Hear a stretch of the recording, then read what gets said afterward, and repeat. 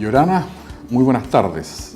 Bienvenidos a la tercera semana de trabajo de este diplomado, donde reflexionaremos una dimensión nueva de los derechos humanos. Hasta el momento nos hemos detenido a analizar principalmente las obligaciones que tiene el Estado de respeto hacia los pueblos indígenas, hacia los grupos y hacia los individuos que protegen esos grupos. Y es por eso que hemos estudiado el contenido de los derechos colectivos, individuales, en las declaraciones de Naciones Unidas, en la Declaración Americana, en el Convenio 169, en la Constitución chilena y en las leyes chilenas.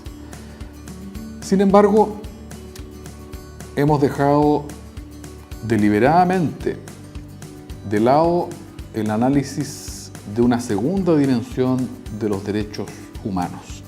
Una dimensión que adelantamos en nuestro primer jueves de las sesiones presenciales, que era el llamado efecto horizontal de los derechos.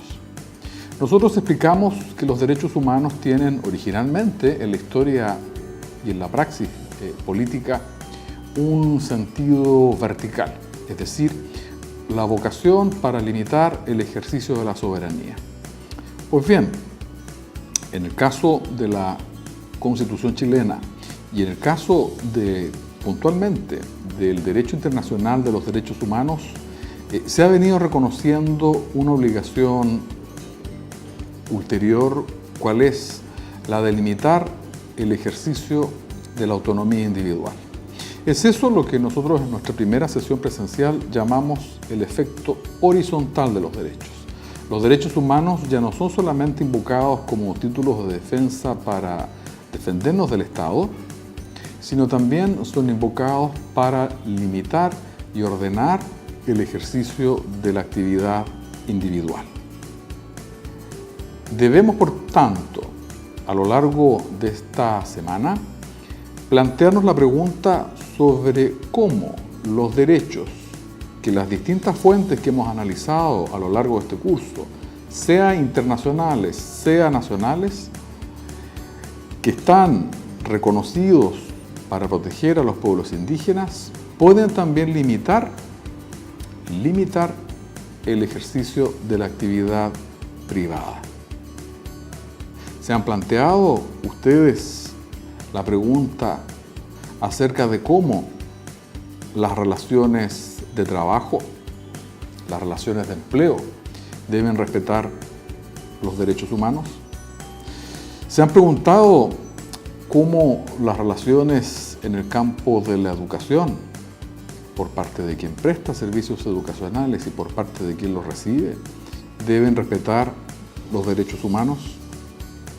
¿Se han preguntado cómo las relaciones de vecindad, las relaciones contractuales deben respetar los derechos humanos?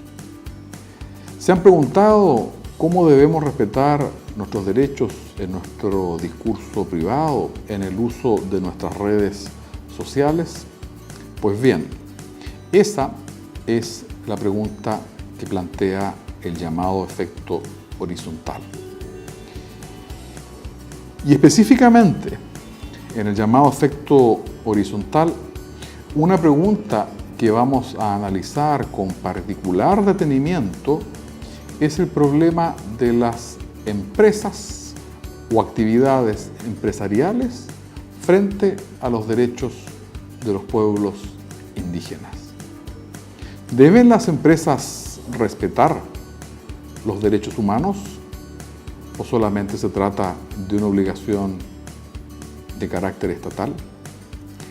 ¿Deben las empresas organizarse e incorporar dentro de sus códigos de conducta el deber de respetar los derechos humanos, el deber de prevenir las vulneraciones de derechos, el deber de colaborar con el Estado en la función de reparar esas vulneraciones?